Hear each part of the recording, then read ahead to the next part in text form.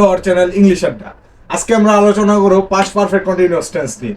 Past perfect টেন্সের সংজ্ঞাটা কি? পাস্ট পারফেক্ট কন্টিনিউয়াস টেন্সের সংজ্ঞাটা হলো অতীতে কোনো কাজ কিছু সময় ধরে চলছিল বোঝায়। মানে যে টেন্সের মধ্যে আমরা পাবো হচ্ছে গিয়ে অতীতে কোনো কাজ কিছু সময় চলছিল, যেমন আমরা he had been waiting for an hour, মানে 1 ঘন্টা ধরে সে অপেক্ষা করছিল। এটা মানে করছিল 1 ঘন্টা আগে হয়ে গেছে, সংগঠিত হয়ে গেছে, এরকম কিছু একটা বোঝায়।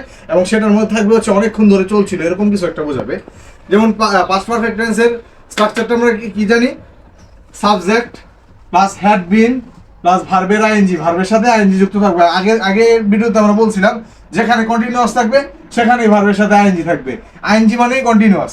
তারপরে কি ফর বা সিন্স থাকবে, যেমন ইয়ার মধ্যে বাক্যের মধ্যে ফর বা সিন্স থাকবে পাস্ট কন্টিনিউয়াস টেন্সে, প্লাস অবজেক্ট থাকবে। যেমন এক্সাম্পল আমরা কি লিখছি? He had been waiting for an hour.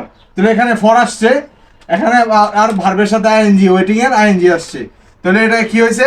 He had been waiting for an hour, সে 1 ঘন্টা যাবত অপেক্ষা করছিল। আরেকটা কি উদাহরণ আমরা দিতে পারি?